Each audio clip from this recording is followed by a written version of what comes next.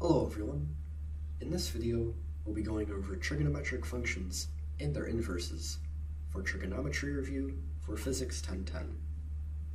The first thing we'll do is write out the names of the three functions that we'll be using in this course: sine, cosine, and tangent. But since we'll be using these so much, let's abbreviate them to tan, cos, and sin. Now, these are trigonometric functions, so they'll have something to do with triangles. And in this course, we'll really only be taking a look at right triangles.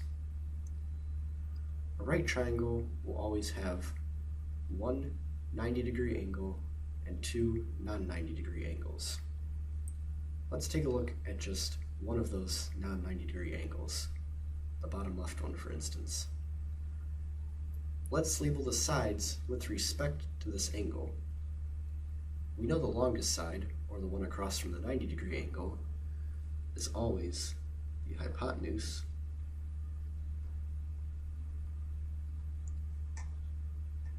The side across from our angle is called the opposite side, and the side right next to our angle is called the adjacent side. Now, just like the trigonometric functions, we'll also be using these side names a lot. Let's abbreviate those as well.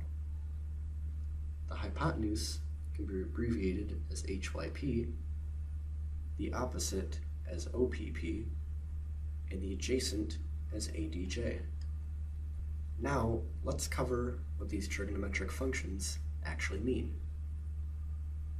All these are ratios of the sides with respect to the angle. Sine of our angle as a function is really just the ratio of the opposite side length to the hypotenuse length.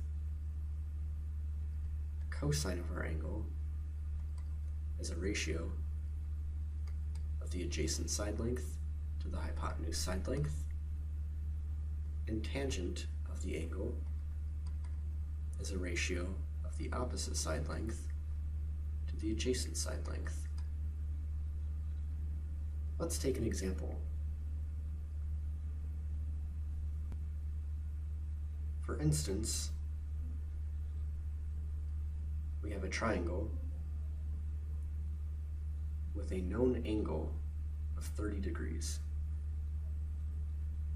One side is labeled 1, and the hypotenuse is labeled x. Let's solve for x. Now, in order to do these problems, we need to first look at which sides we're given with respect to the angle.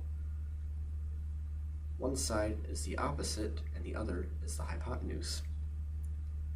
The trigonometric function that corresponds with that is sine, so we just need to set up our ratio.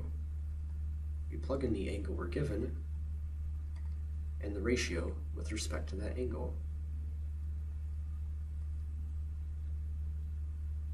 To solve for x, we can multiply both sides by x and then divide by sine of 30.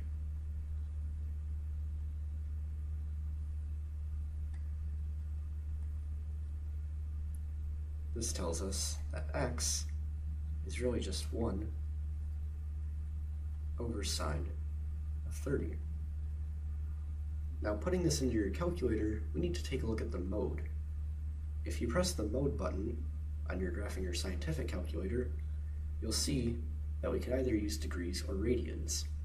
We're given degrees, so we should use degrees, but just in case, let's know how to use radians.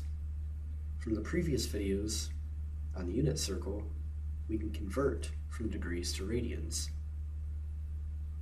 30 degrees, when multiplied by pi over 180, is really just the same thing as pi over 6.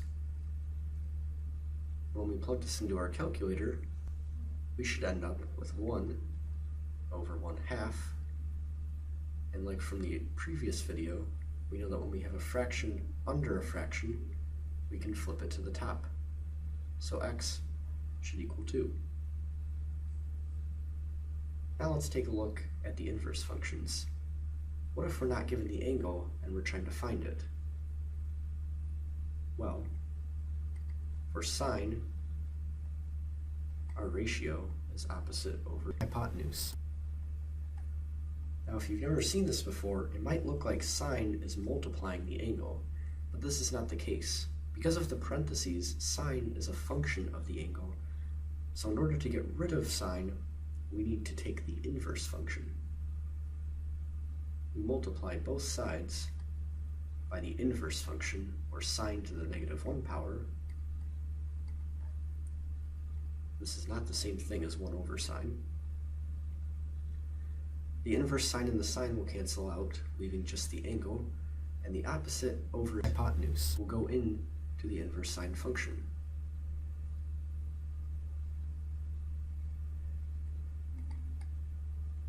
We can also do this for cosine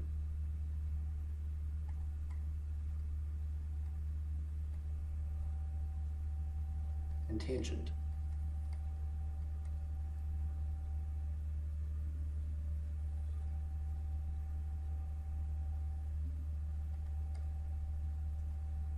For example, if we're given two side lengths of root 2 over 2 and root 2 over 2, what is our angle here? Well, we see that we're trying to find the angle, so we must use the inverse trig functions, and we see that we're given, in reference to the angle, the opposite side and the adjacent side, so we know to use tangent. We see that the angle is going to be inverse tangent of root 2 over 2 divided by root 2 over 2. Anything divided by itself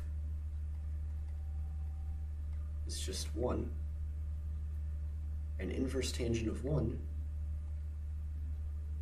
is either, depending on which mode your calculator is in, 45 degrees or pi over 4. That's about it for trigonometric functions. Thank you for watching.